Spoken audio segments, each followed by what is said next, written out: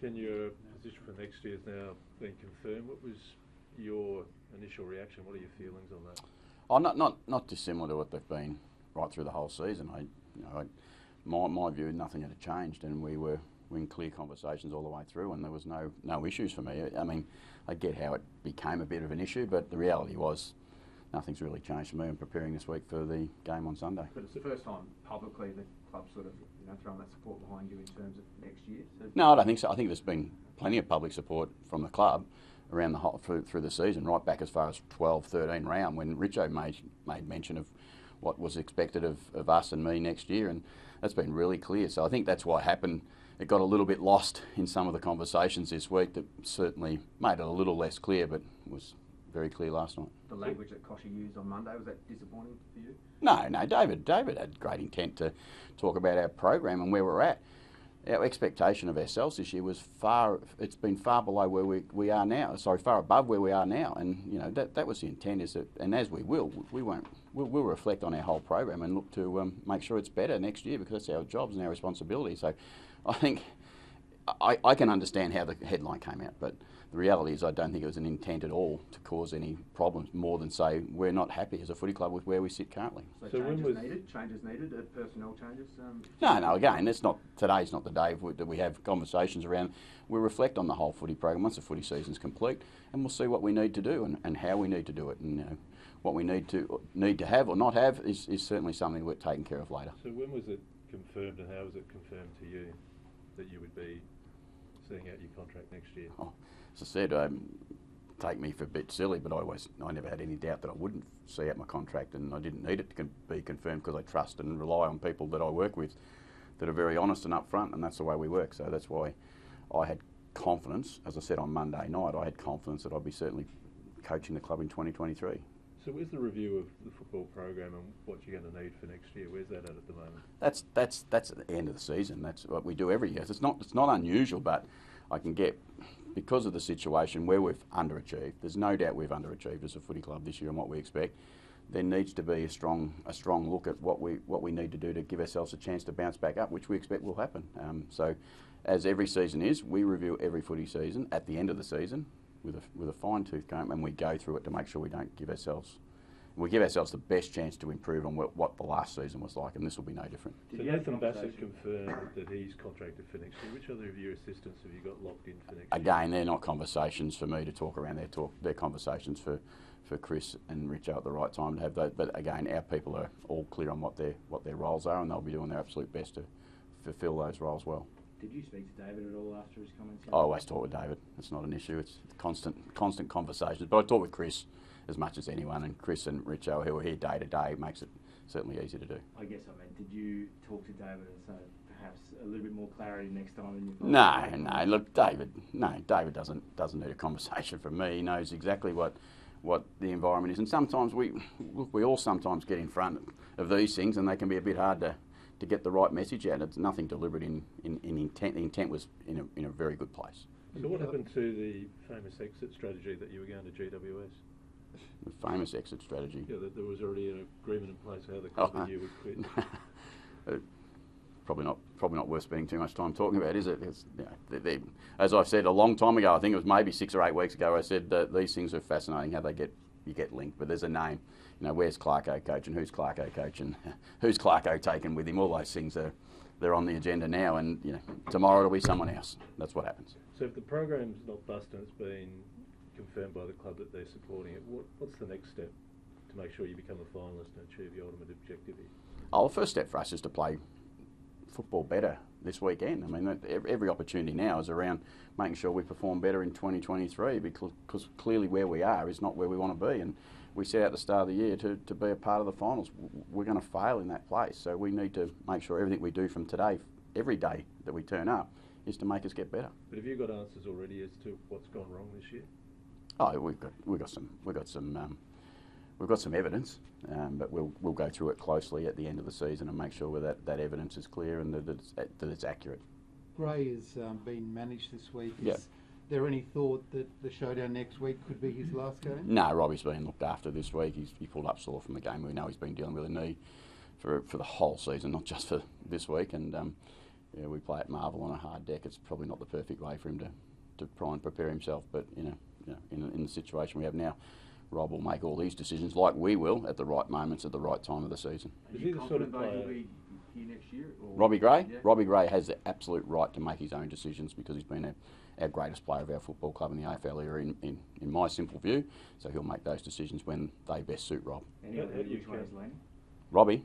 No, I haven't even had a conversation about those things. So again, I think if Robbie's that type of person, he would walk into my office and say, hey, listen, mate, this is what's going on, this is how I feel, this is where it's at, and he deserves that right. No ruckman again this week.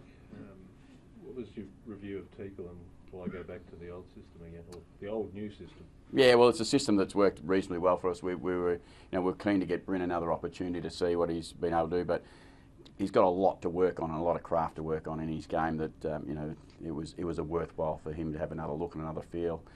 Clearly, Jeremy, Charlie, Sam Powell, Pepper, whatever we've needed to do, we've been able to do it pretty successfully, and we'll continue to do that hopefully for the next couple of weeks and see where we end up. But nothing solid as far as, ideally we would have a ruckman in the team, and we haven't got the right ruckman available this week. So you flagged 2 changes.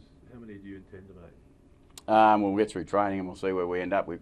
2 or 3 is real, so what we end up with will be determined upon about how we get through training today. Some people pulling up at this time of the year, you've got to make sure they're right before we rule them in or out of the team. So to sit here and give you clarity, I normally do very well on the day of a captain's run, but not today.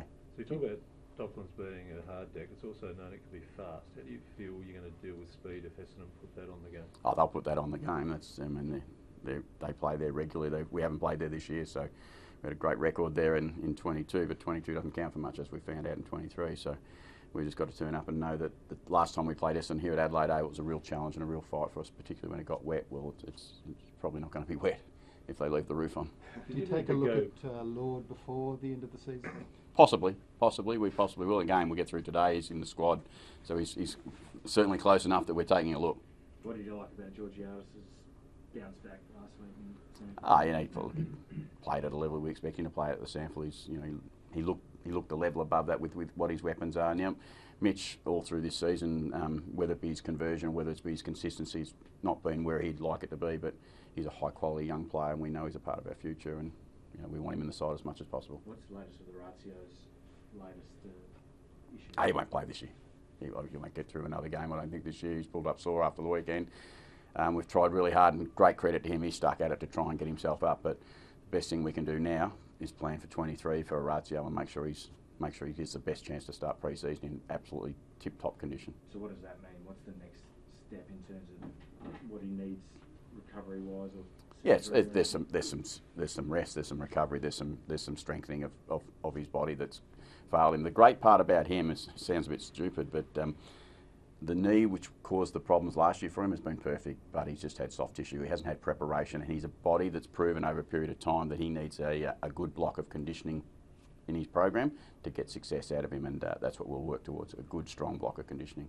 And those contest numbers that you had last week, was that purely an issue of changing the ruck that changes that, or have you spoken to the midfielders about it? No, in contest numbers, it's not just a midfield battle. We know it's the contest, whether it be aerial or whether it be in your forward line or your back line on the floor. So there's lots of contests. So there's a little bit around the ruck. There's a little bit around supporting the contest in a stoppage sense, but equally as much as around the battles in front and behind the ball. How much confidence do you have that you can actually get him right, given his injury history?